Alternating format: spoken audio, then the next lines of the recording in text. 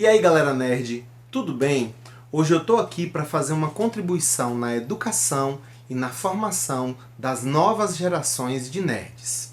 Um amigo me perguntou em um comentário a um dos meus vídeos no YouTube: Arthur, por que as histórias em quadrinhos são chamadas de a nona arte? Bom, as artes clássicas são consideradas 6. A música,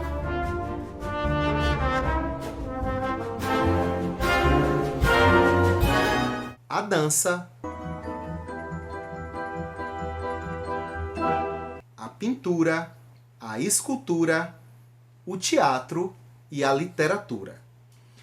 Eu escolho meus amigos não pela pele ou outro arquétipo qualquer, mas pela pupila.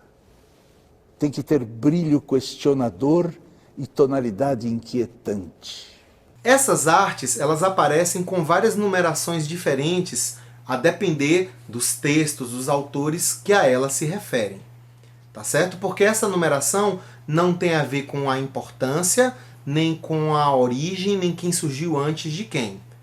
Mas no ano de 1923, o teórico e crítico italiano Ricciotto Canudo, que era membro do movimento futurista do cinema italiano, ele publicou o Manifesto das 7 Artes, na qual ele propunha que o cinema fosse considerado a 7ª manifestação artística. Tá certo? E hoje o cinema é parte importante da nossa cultura, do nosso patrimônio cultural artístico. Da mesma maneira, a fotografia foi considerada a 8ª arte, embora muitos autores digam que a fotografia deveria ser a 7ª arte, porque a fotografia antecede ao cinema. Mas como eu disse, não existe bem uma ordem cronológica nem de importância. Então a fotografia é considerada a 8ª arte e as histórias em quadrinho ou arte sequencial, ela é considerada a 9ª arte. Então, as histórias em quadrinho ou arte sequencial, elas combinam a imagem, a cor e a palavra para criar narrativas de histórias que são acompanhadas e são conhecidas no mundo inteiro com nomes diferentes. No Brasil a gente chama de histórias em quadrinho, né? Em Portugal se chama banda desenhada. Em francês se diz bande dessinée. Em italiano se diz fumetti. Nos Estados Unidos se diz comics. No Japão se fala muito em mangá. O fato é que a arte sequencial ela é muito antiga e alguns estudiosos dizem que elas remontam às pinturas rupestres que o homem primitivo fazia no tempo das cavernas. Mas de qualquer maneira foi somente no ano de 1896 que Richard Cole criou aquela história que foi considerada como sendo a origem das histórias em quadrinhos. É uma história chamada The Yellow Kid, e ela foi publicada em um jornal nos Estados Unidos, e a finalidade original, então, dessas histórias, pequenas histórias, tiras e ilustrações que combinavam, então, imagens e texto, eram aumentar a vendagem dos jornais. Elas se diversificaram em conteúdo, em forma, no texto, nos estilos. Hoje nós temos histórias em quadrinho de comédia, de terror, de faroeste, de ficção científica, histórias em quadrinho eróticas, histórias em quadrinhos de super-herói.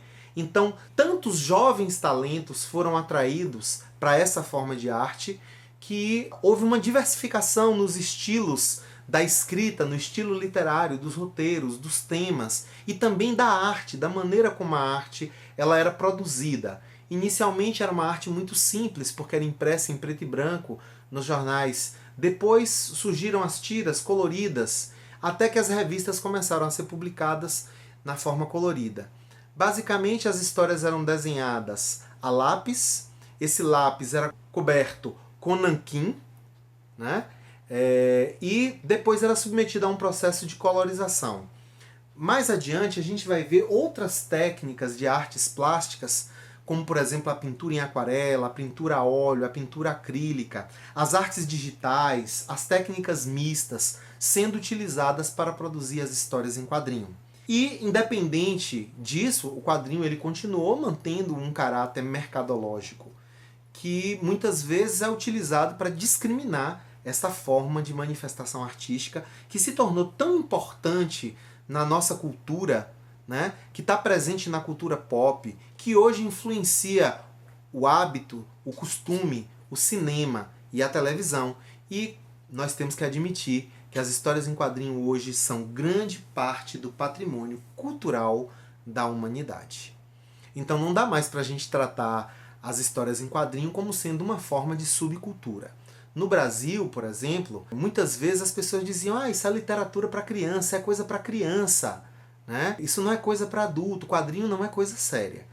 E a gente tem observado que é justamente o oposto, que as histórias em quadrinho elas contribuem para a formação, para a educação dos jovens, para desenvolver o hábito da leitura, e em si mesmo o quadrinho traz manifestações artísticas muito profundas, histórias que realmente levam o homem a pensar a realidade, a vida na qual ele está inserido, as situações do cotidiano. Bom, dá para ver por aí que as histórias em quadrinho não são coisa de criança.